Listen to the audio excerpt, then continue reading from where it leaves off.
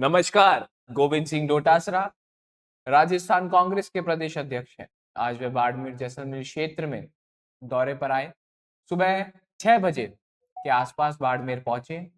इसी दौरान उन्होंने कांग्रेस के संगठन को मजबूत करने और कुछ स्थानीय कार्यक्रमों में भाग लेने का विचार बनाया। बता दें कि वहां पर मेवाराम जैन, जो काफी विवादों में रहे हैं, पहले भी कांग्रेस नेता, उनसे वे मुलाकात करते हैं। और हम देखते हैं जैसे ही मेवाराम जैन उन्हें फूलों का बुके देते हैं, उसके बाद मेवाराम जैन एक तरीके से बरस पड़ते हैं गोविंद सिंह डोटासरा के ऊपर।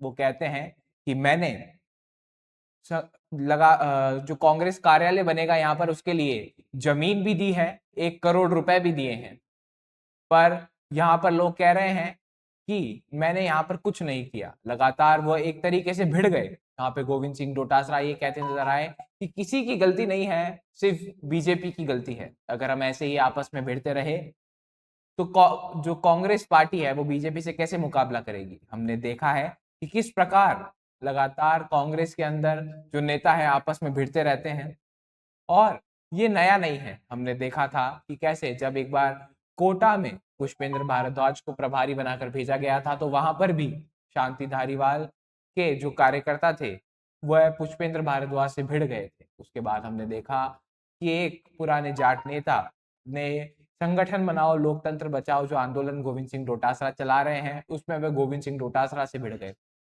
वहां पर भी हमने गोविंद सिंह डोटासरा को चुप पाया, और वे लगातार कहते रहे कि अगर हम आपस में ही भिड़ते रहेंगे तो कांग्रेस बीजेपी का मुकाबला राजस्थान में कैसे कर पाएगी। लगातार हम देख रहे हैं कांग्रेस के अंदर जो आपस में भिड़ने की घटनाएं हैं वह सामने आ रही है। कांग्रेस के नेता आपस में ही एक दूसरे की खींचतान में लगे हैं या फिर टांग खींचने में लगे हैं। हमने देखा कि किस प्रकार लगातार ये घटनाएं राजस्थान कांग्रेस के अंदर बढ़ी है। हमने ये भी देखा कि जो लड़ाई पहले सिर्फ जो ऊपर मेन एक तरीके से कहीं नेतृत्व वाले नेता थे, या फिर बड़े छवि के नेता कह सकते हैं उन्हें, या फिर राजस्थान में जो बड़ा पद रखते थे, या फिर ये कहें कि पहले ये लड़ाई सीएम सीट की हुआ करती थी। हमने देखा कि अशोक गहलोत, सचिन पायलट, टीकाराम जूली और गोविंद सिंह डोटासरा, इन चारों के बीच में ये लड़ाई थी कि अगर 2028 में कांग्रेस जीत कर आती है राजस्थान में तो मुख्यमंत्री कौन बनेगा। पर अब यहाँ लड़ाई कांग्रेस के जो आम कार्यकर्ता हैं और दूसरे नेता हैं उनके बीच भी लगातार बढ़ती जा रही है। तो जो कांग्रेस का आंतरिक कलेश है उसे कांग्रेस कैसे सुलझा पाएगी, और क्या ये कांग्रेस को आने वाले समय में बहुत दुखदाई हो सकता है, क्योंकि हमने देखा किस प्रकार से कांग्रेस के अंदर चीजें ठीक नहीं चल रही है। कभी हम देखते हैं कि सचिन पायलट और अशोक गहलोत दिल्ली एक मीटिंग में पहुंचते हैं, वहां पर वह हाथ मिलाते हैं, मुस्कुराते हैं, पर अंदर जाकर जब मीटिंग खत्म हो जाती है और अपने सोशल मीडिया हैंडल पर जब वह पोस्ट डालते हैं तो उसमें से एक दूसरे की फोटो को हटा देते हैं।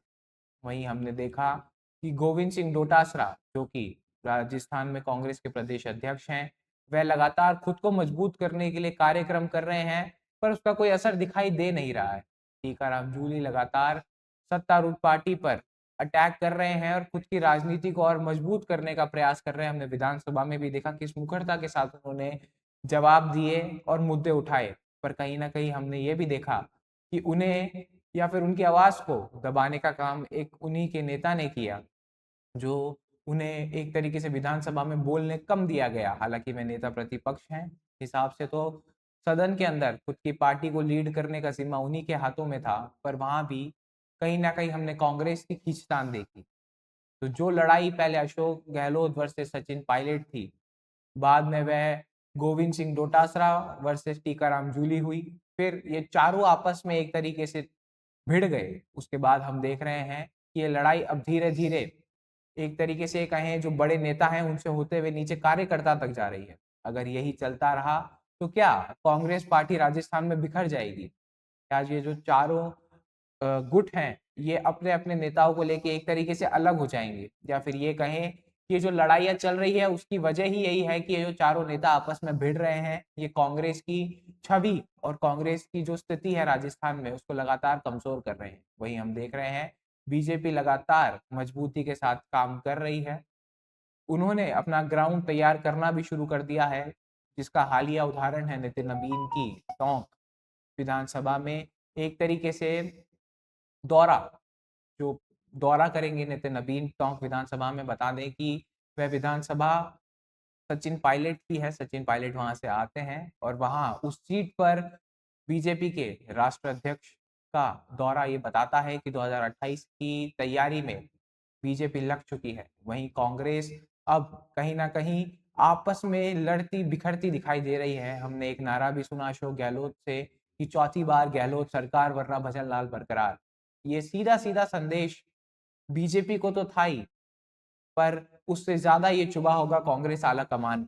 एक तरीके से गहलोत ने ये कहा कि अगर सरकार में या फिर चुनाव में आप मुझे मुख्य चेहरा बनाते हैं या फिर मुझसे वादा करते हैं कि अगर आप चुनाव जीतेंगे और तो मुख्यमंत्री मैं ही बनूंगा। अगर ऐसा नहीं होता है, किसी और के अशोक गहलोत को छोड़ के किसी और भी नेता के चेहरे पर चुनाव लड़ा जाता है, तो वो पूरी कोशिश करेंगे कि कांग्रेस ना जीते और भजनलाल शर्मा ही राजस्थान के मुख्यमंत्री बने रहे। मतलब बीजेपी फिर से 2028 चुनाव जीत कर राजस्थान में आएगी। तो ये दर्शाता है कि ये जो अंतरकलेश हैं ये किस प्रकार गहरा चुके हैं राजस्थान कांग्रेस में। वही बात है, जब तक आप घर की लड़ाइयाँ नहीं सुलझाओगे तो बाहर कैसे मजबूत दिख पाओगे। सबसे बड़ी बात, क्या कांग्रेस आला कमान ये लड़ाइयाँ सुलझाने में सफल रहेगा या विफल होगा, ये तो आने वाला समय ही बताएगा।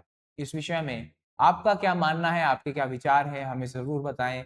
ऐसी और खबरों के लिए, ऐसी और जानकारियों के लिए बने रहे हमारे साथ। तब तक के लिए धन्यवाद।